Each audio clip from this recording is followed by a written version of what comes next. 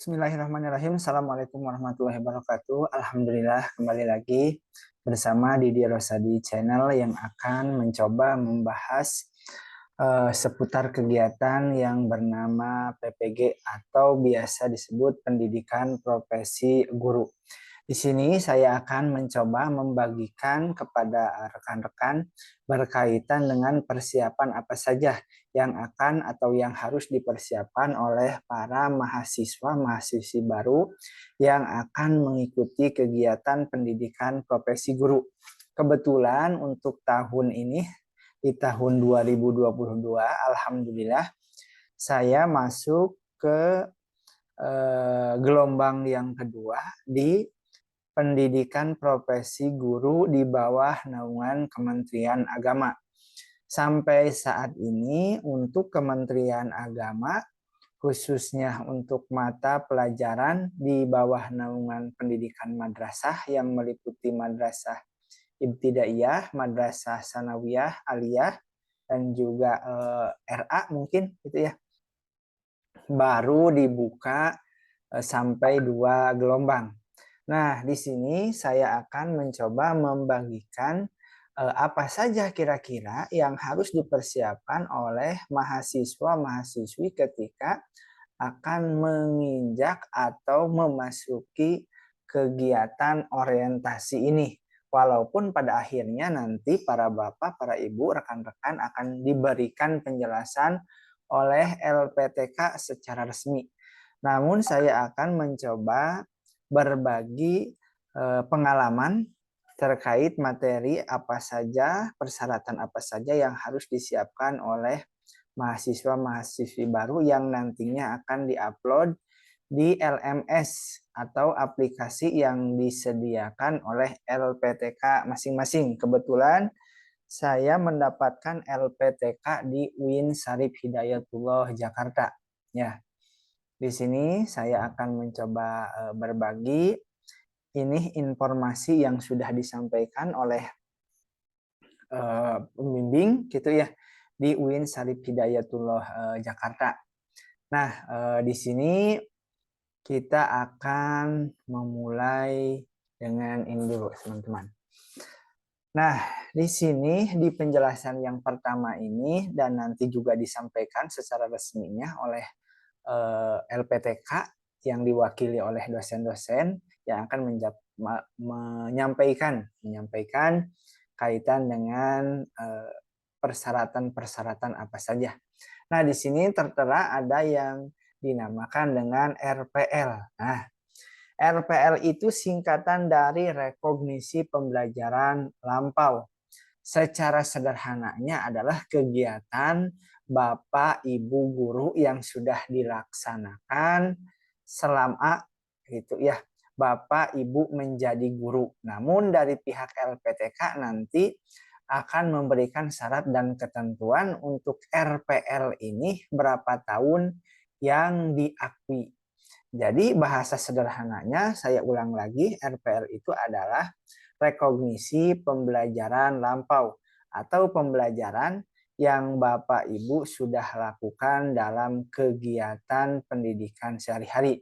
Nah, di sini untuk RPL mahasiswa PPG Dalajab 2022 UIN Syarif Hidayatullah ini yang menyampaikannya dari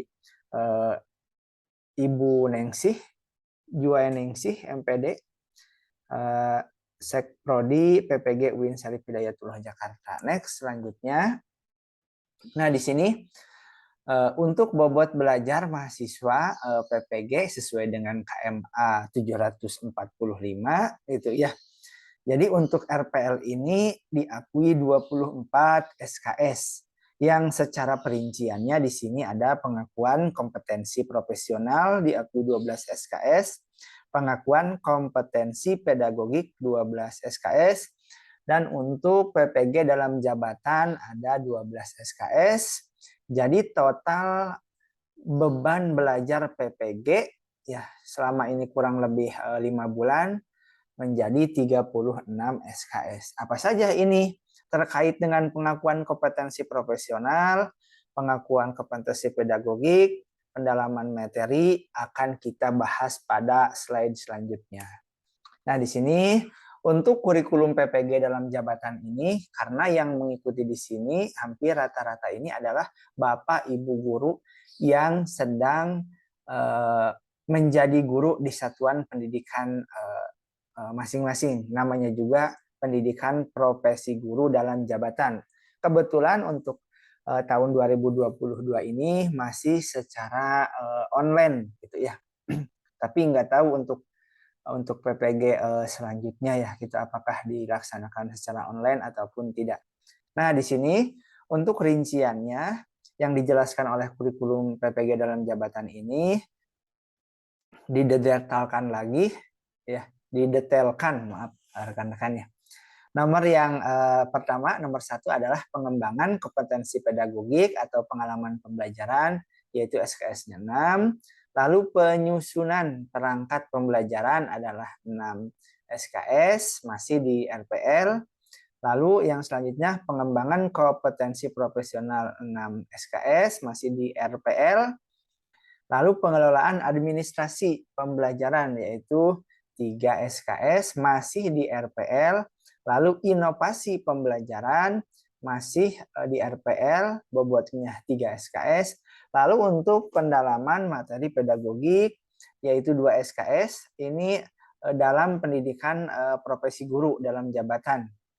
Lalu yang selanjutnya adalah nomor 7, pendalaman materi profesional 3 SKS dalam PPG dalam jabatan. Lalu yang ke-8 adalah pengembangan perangkat pembelajaran 3 SKS dalam pendidikan profesi guru dalam jabatan. Dan yang ke-9 adalah praktek pengalaman lapangan. Diakui 4 SKS dalam pendidikan profesi guru dalam jabatan. Jadi total dari mulai yang pertama sampai ke-9 ini diakumulasikan dalam bentuk SKS menjadi 36 SKS.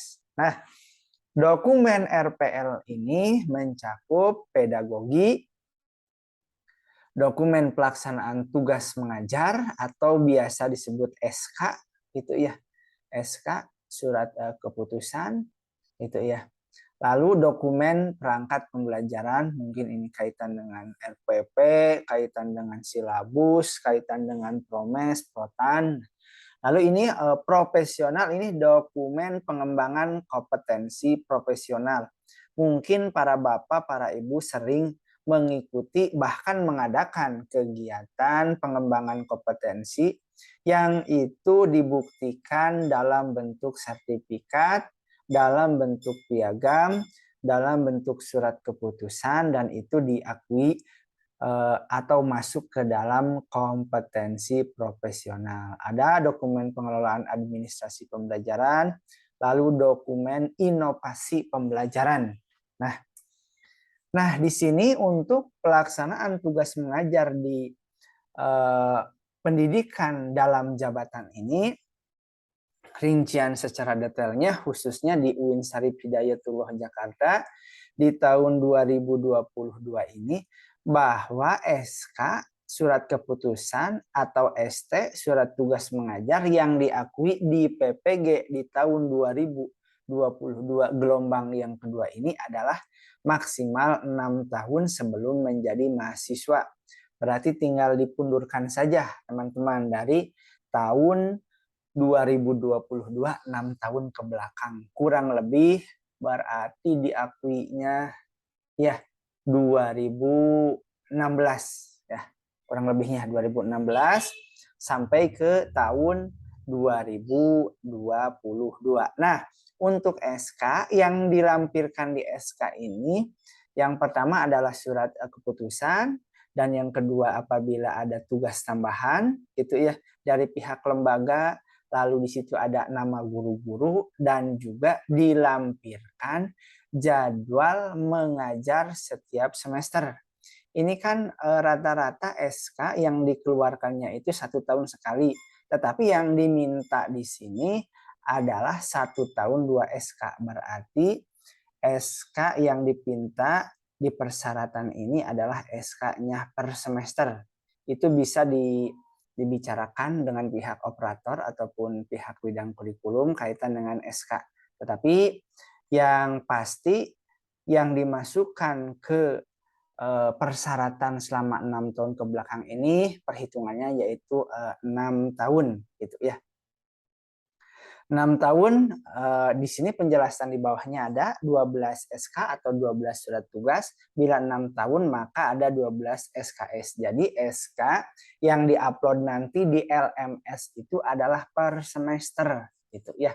Misalkan 2016 semester 1 upload 1 file, 2016-17 semester 2 upload 1 file, dan jumlahnya kalau 6 tahun 6 kali 2 ya, yaitu 12 file gitu ya.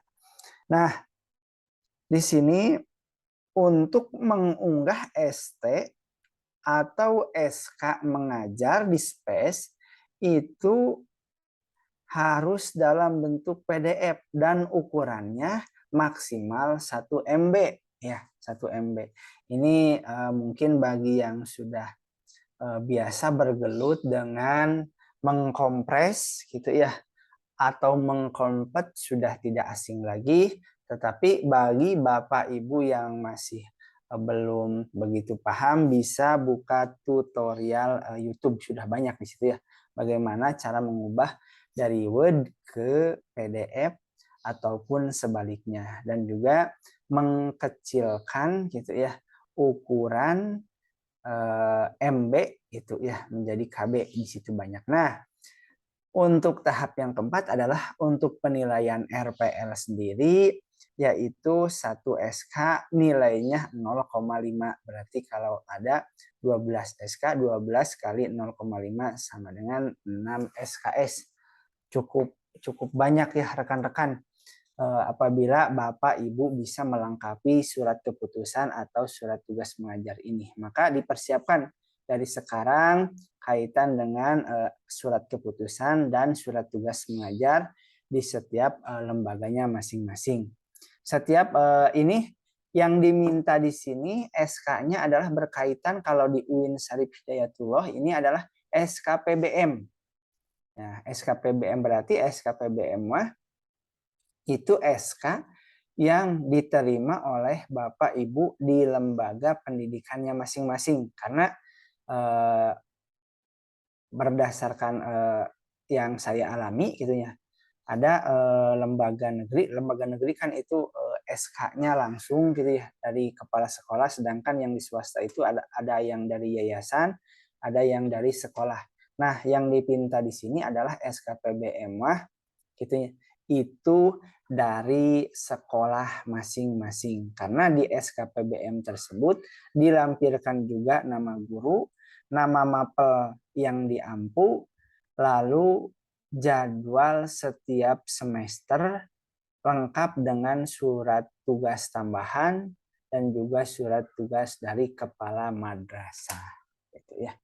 Next, yang selanjutnya. Nah, di sini untuk penyusunan perangkat pembelajaran, di sini nih penyusunan perangkat pembelajaran, dokumen yang harus dipersiapkan diantaranya adalah program tahunan, ada lagi program semester, ada lagi RPP, ada lagi materi ajar, ada lagi LKPD, ada lagi alat peraga atau media pembelajaran, terus instrumen penilaian. Ini biasanya di LMS itu cara menguploadnya ini satu-satu. Kota tahun misalkan 2016 masukkan dulu.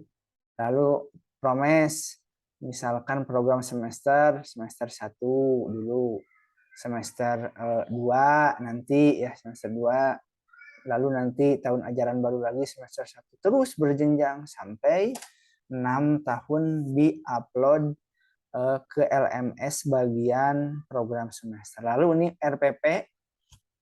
RPP juga di-upload, dan biasanya kalau untuk RPP ini yang banyak ya, karena untuk RPP ini banyak biasanya menggunakan salah satu aplikasi Google Drive ya.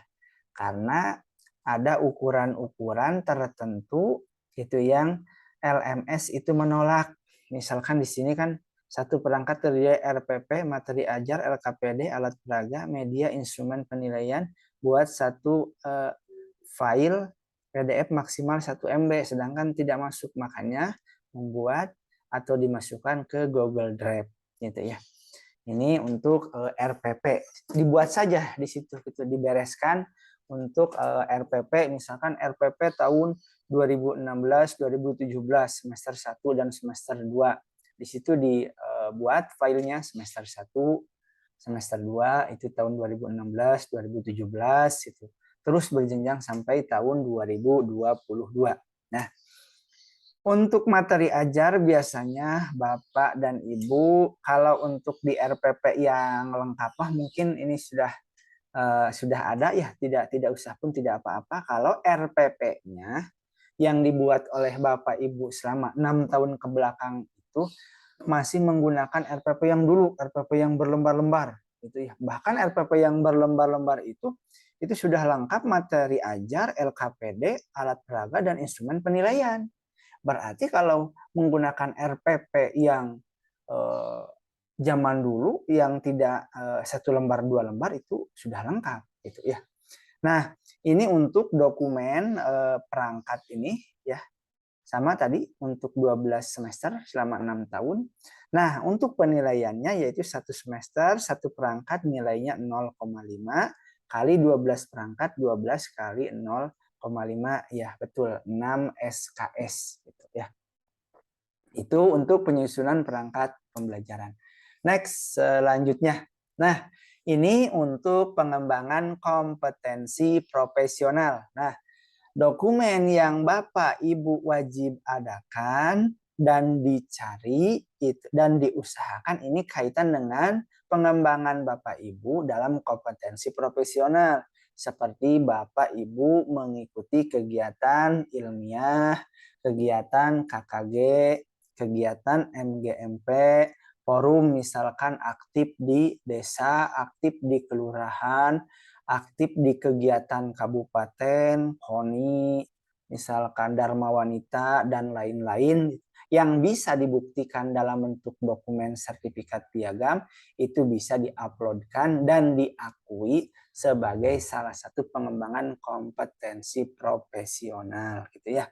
Ini untuk rubrik penilaiannya minimal 5 kali kegiatan dalam 1 semester, 2 JP per kegiatan, 10 JP dalam 1 semester. Biasanya di sertifikat kalau kaitannya dengan para Bapak Ibu guru, biasanya di sertifikat itu dilampirkan jumlah JP gitu ya, jumlah jamnya gitu ya.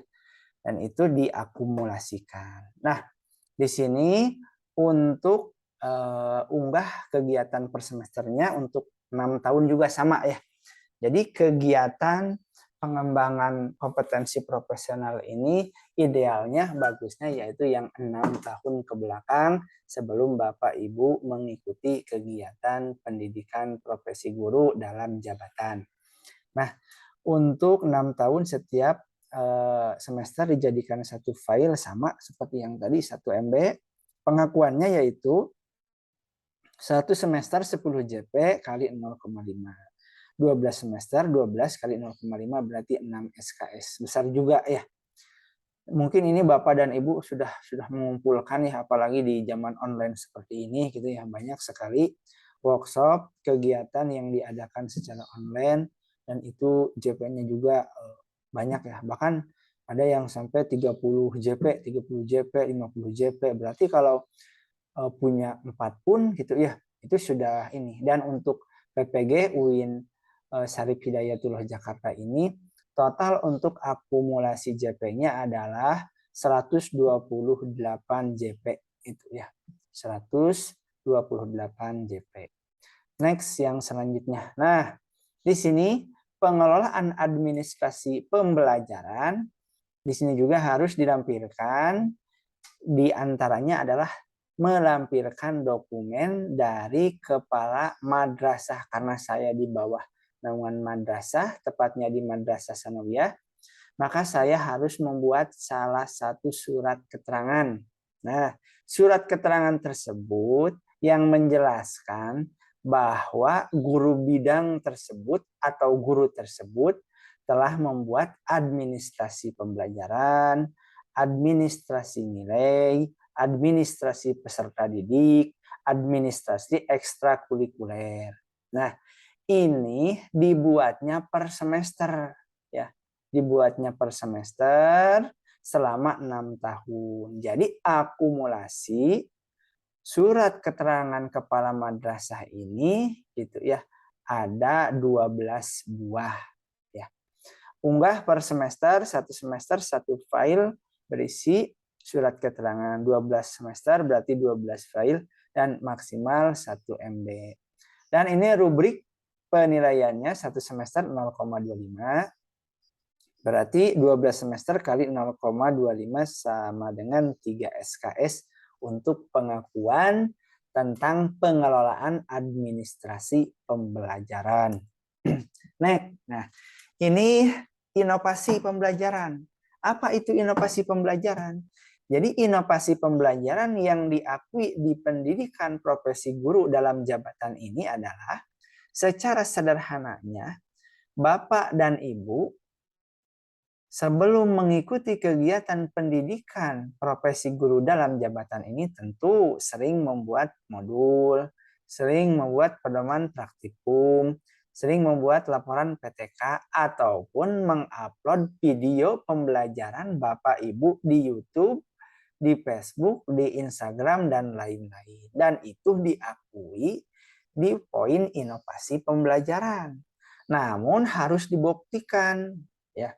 Dibuktikan dengan apa? Dibuktikan dengan nanti Bapak mengupload atau mengirimkan link. Karena misalkan contoh laporan untuk PTK itu kan ada bentuk hasil secara tertulisnya. Jadi nanti secara tertulis tersebut di convert ke dalam bentuk PDF lalu nanti diupload ke dalam LMS yang menyediakan kolom misalkan inovasi pembelajaran dari laporan PTK. Yang video pembelajaran Bapak dan Ibu hanya mengupload, hanya menuliskan, hanya mengetik link. Nanti di copy paste masukkan ke Word yang baru gitu ya. Nah, nanti diuploadkan dan nanti oleh pihak LPTK akan dibuka itunya video pembelajaran tersebut dan dijadikan penilaian. Nah, ini diunggahnya di Space, satu karya inovasi untuk bobotnya 0,25, satu semester minimal satu karya inovasi. Ini berarti kalau ada 12 gitu ya, ada 12 semester berarti 12 karya inovasi gitu karena 6 tahun ya. Disertai surat keterangan dari kepala sekolah, satu file maksimal 1 MB. Nah, untuk penilaiannya satu semester satu karya inovasi 0,25, pengakuannya yaitu 12 semester kali 0,25 sama dengan 3 SKS ya. Ini di sini ada menu RPL dalam LMS Space. Nah, di sini ini untuk berandanya ketika Ibu memasuki LMS siaga gitu ya, Space ini tampilannya. Dan yang kedua adalah nanti Bapak Ibu gitunya mencoba memasukkan nomor akun. Nah, ini untuk nomor akunnya adalah nomor pendidik Kemenag ya, yang ini. Lalu passwordnya adalah PEG ID Bapak Ibu, ini untuk jenjang madrasah di bawah naungan madrasah seperti MA, MTS, MI ataupun RA. Dan selanjutnya ini untuk PAI, ini akunnya gitu ya. Next, selanjutnya nah ini tampilan Space gitu ya. Space di LMS di sini ada pendalaman materi, PAI, madrasah modul pendalaman materi, madrasah lokakarya. Kebetulan untuk saya karena saya itu di bawah naungan madrasah, di madrasah sanawiyah saya masuknya ke sini ya, madrasah modul pendalaman materi. Next, selanjutnya di sini tadi ada contoh-contohnya SK. Nanti di sini nomor 1 diupload misalkan dari tahun 2016 dulu, 2016 semester 1 lengkap dengan tanggal SK-nya. Lalu di dalamnya juga ada jadwal pelajaran, ada tugas tambahan, ada nama guru, ada mata pelajaran yang diampu. Di sini nanti juga mengupload gitu ya. untuk tahunnya, SK-nya, tanggalnya, bulannya, dan dibuktikan dengan lampiran data berupa PDF yang nanti akan diupload. Nah, ini contohnya para Bapak, para Ibu. Ini nomor 1 tahun 2021, tanggalnya ini gitu ya. Lalu di filenya ini sudah diupload. Ini kalau sudah diupload Bapak Ibu, ini dibuka ini akan muncul data kita. Kalau data kita salah bisa dihapus dengan mengklik ini ya. Nah, selanjutnya di sini ada perangkat pembelajaran. Namun untuk lebih lengkapnya nanti saya akan putar atau praktekkan secara langsung bagaimana cara membuka aplikasi LMS Space ya untuk pendidikan profesi guru dalam jabatan. Untuk sekarang dicukupkan sampai di sini. Sampai ketemu lagi. Jangan lupa like and subscribe Didi Rosadi Channel. Assalamualaikum warahmatullahi wabarakatuh.